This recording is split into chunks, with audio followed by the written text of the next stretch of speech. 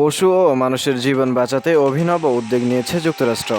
ভয়ঙ্কর এক মাংসাশী পোকার বংশ ধ্বংসে এবার আকাশপথে কয়েক কোটি জীবাণুমুক্ত মাছি সৈন্য পাঠানোর সিদ্ধান্ত নিয়েছে মার্কিন কৃষি বিভাগ।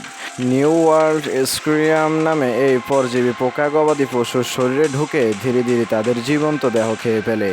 ভয়াবহতা এতটাই যে মাত্র 2 সপ্তাহে একটি 1000 পাউন্ড ওজনের গরুকেও মেরে ফেলতে সক্ষম। এই পরিপ্রেক্ষিতে মার্কিন কৃষি বিভাগ মেক্সিকো ও দক্ষিণ টেক্সাসের আকাশে বিমান থেকে জীবাণুমুক্ত পুরুষ মাছি এয়ারড্রপ করার পরিকল্পনা নিয়েছে।